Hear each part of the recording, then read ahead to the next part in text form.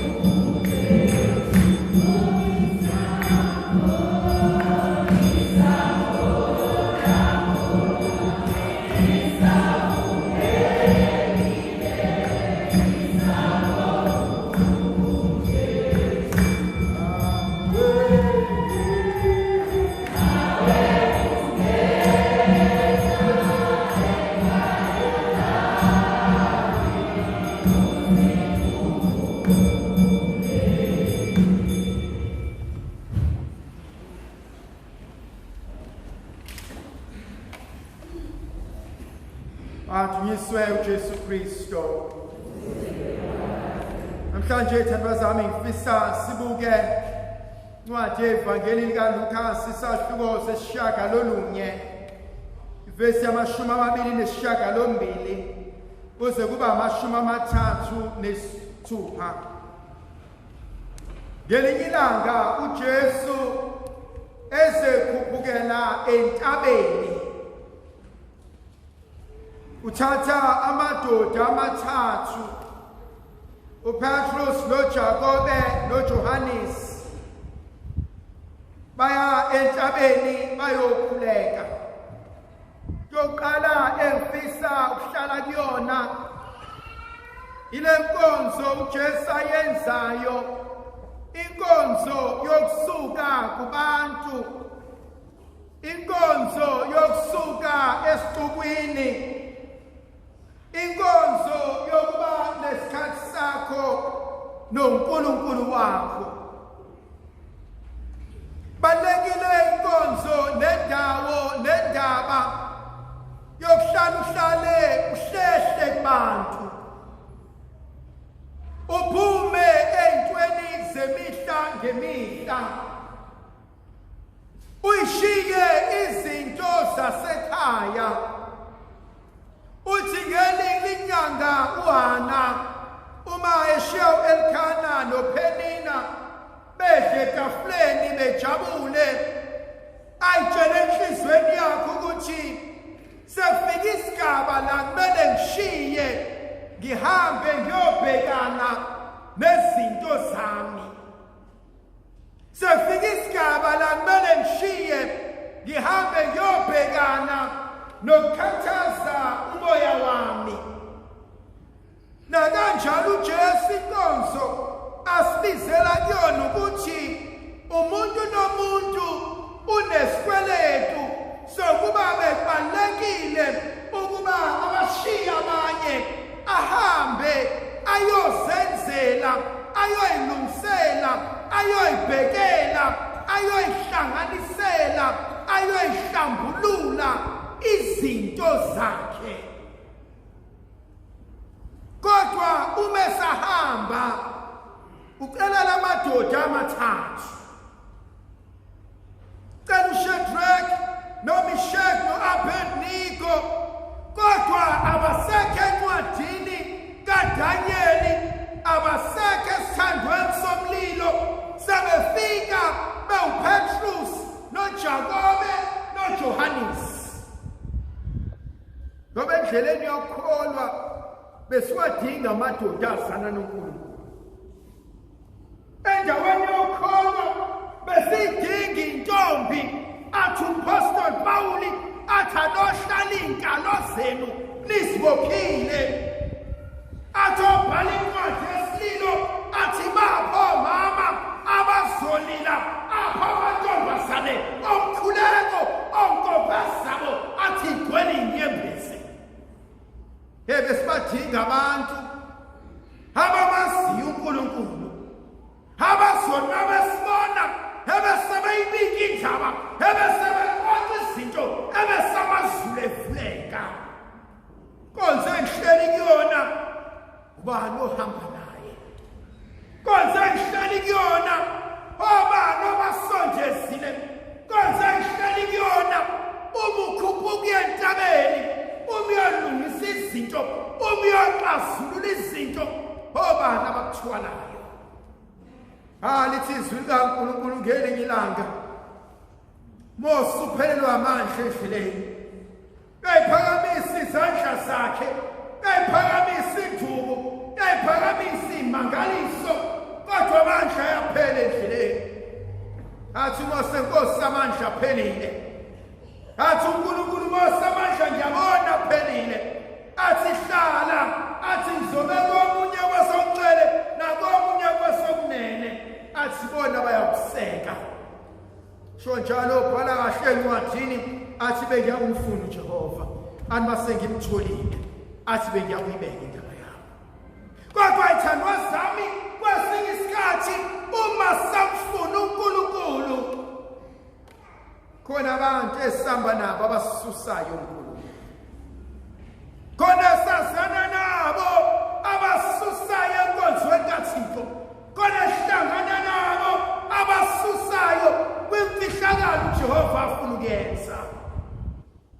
Ngiyayithanda inkonzo uJesu ayenzayo. Wenza inkonzo yokuhluka. Bebe nishumi nambili. Kodwa uJesu umbukile wathi lo angimfuni. Wathi lo ngeke angisize. Wathi lo uzolibela ukukhwelisayo. Khona inkonzo esibulalayo, inkonzo yobungani.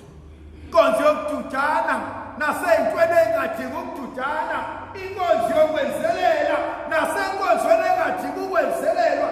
Ebekumele ngithi sibanibani athi wena ngeke ukwazi ukungithwalisa.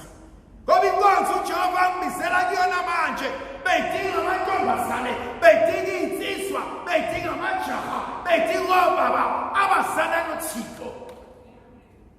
Ngasunaye yena umuntu onjalo. Ngasunaye yena umuntu okwazi ukumemeza ebusuku. Ngasunaye yena umuntu ozakuvusa ebusuku athulaleleni nakuphela umuzi wakho, athulaleleni nakubhubhe emzini kaBaba. Besidinga intombi zomkhuleko. Zithi hayi emzini kaBaba. Hayi emzini wami. Bengimdinga umyeni engizothi ngilele athi walala masibanibani ubone izinto zolakala. Besibadinga abazali abazovuka bagijima amakamelo athi egazini likaJesu athi angimzalanga nje, athi egazini likaJesu angizalanga isidakwa, egazini likaJesu angizalanga iphara, egazini likaJesu amaze nje. Besimswela umuntu othi I claim you back for God. Besimswela owasana ngezulu athi nasebadala ejiteni awukaze wenzeke emzini kaBaba. Athi ngeqale ngamathuba ami. Athi ngihlezi ngikwenza ngikwenzeka.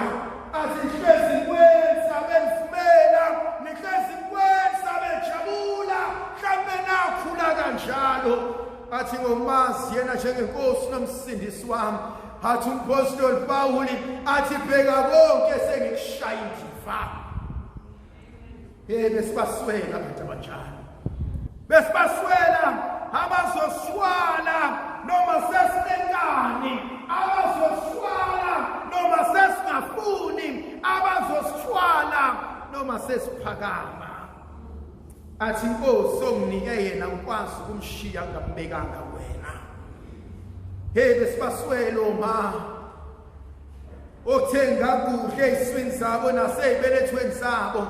Athi inkonzo yami kuba lo mntwana ngimbeke kuwena uNkulunkulu somandla usuku nemini. Besiswela intombi nasekulaleni kwazo ukuthi ekulaleni kwazo mayivuka zithi inkosi usube nomusa kubantwana babo. Konzeni uNkulunkulu asikhombisa yona namhlanje. Uthi uJesu esebathathile uPetrus noJakobe noJohannes sebekhuphukele entabeni beyokhuleka.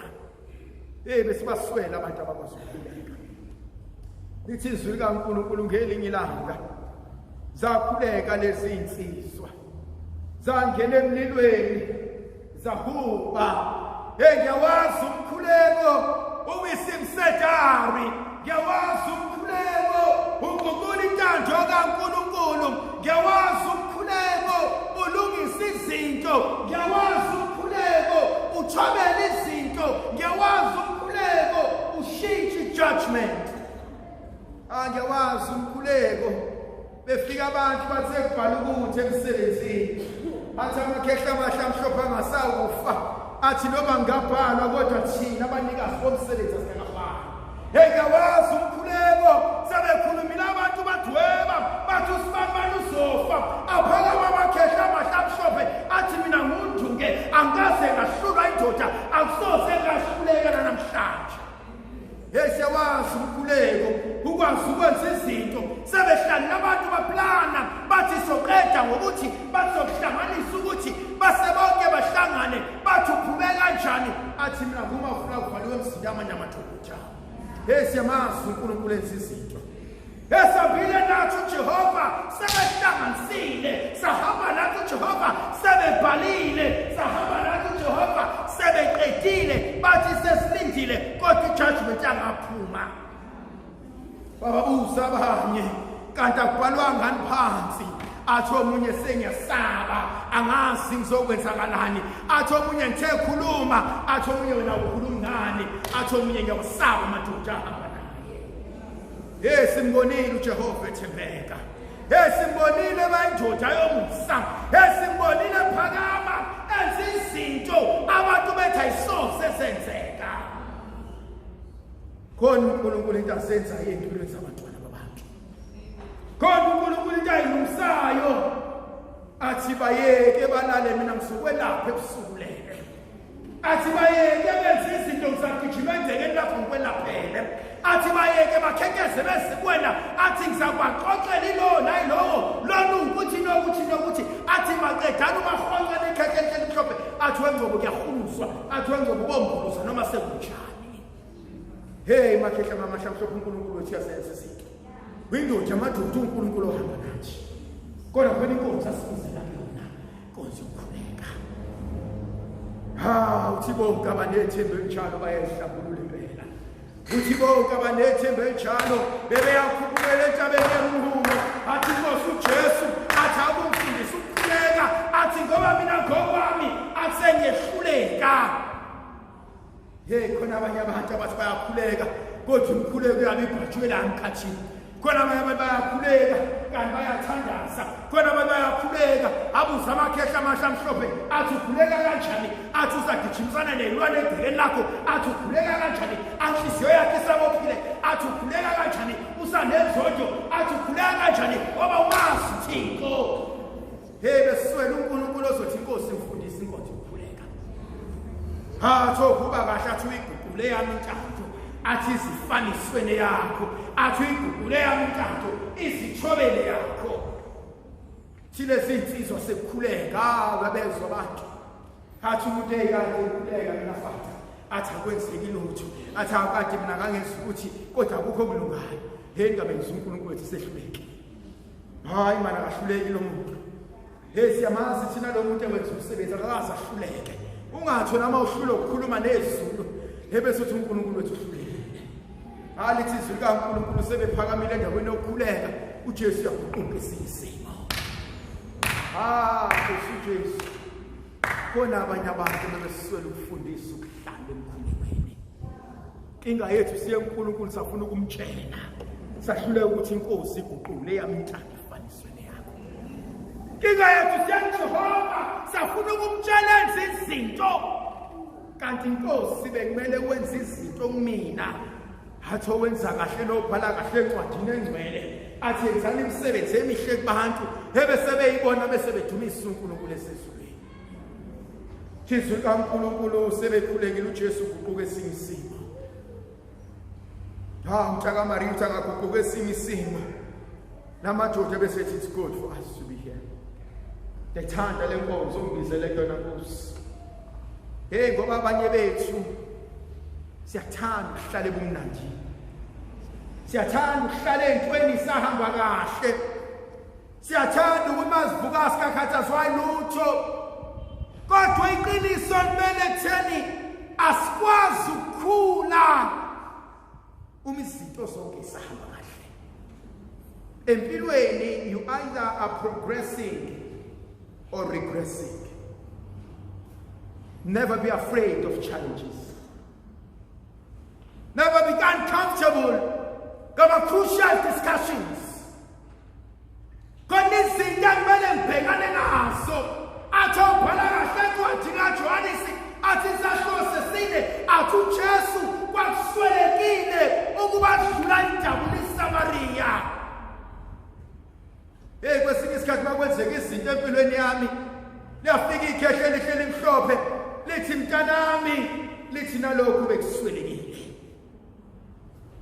Khona ezinye izinto ezizokwenzeka ongayithandi ezikuhlukumezayo abantu bajabule ngazo kodwa bekuswelekile udlule kusona. Kwakuswelekile ukuba uShadrach noMeshach noAbednego bayibuza ukuthi kanti kephi lo uNkulunkulu esimthandazayo. Bayambona uNebukadneza, bayayibona insizwa, bayawubona umlilo. Sho njalo ngelinye ilanga